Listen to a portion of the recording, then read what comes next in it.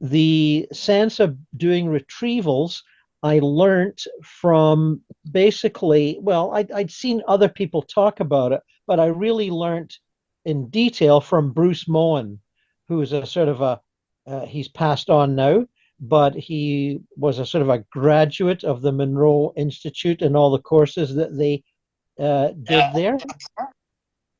And he had about four books, which I studied very carefully years ago. And he thought retrievals were very important. And he explained how to do them using the hemisync tapes. And I did. I started doing them.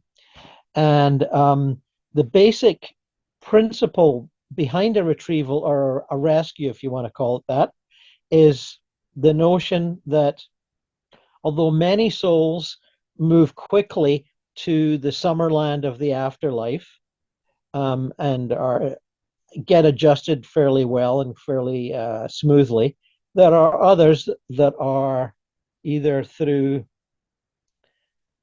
ignorance, the ignorance of materialism, the ignorance of atheism, who think there's nothing after this life, or people that are religious but feel very sinful and unworthy, and others who are criminal and know that they've been bad. But those types of people, the lost, the confused, the angry, the resentful, their vibration is very low.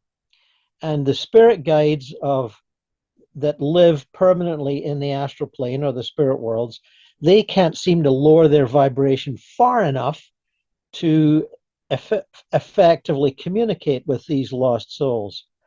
So the word got out that people that were meditating, physical plane people like you and me that are meditating and concentrating on this, our vibration is slightly closer to these lost souls.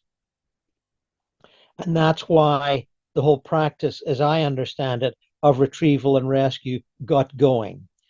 Now, in the traditional days of spiritualism, 150, 70 years ago, they would have rescue circles, as many of you probably know, and would sit around and meditate together and create a light that would attract lost souls. And I was quite aware of this. And but because I was using the hemisync tapes, I'd read Robert Monroe's books, I'd read Bruce Moen's books, I was attracted to the idea of projecting myself.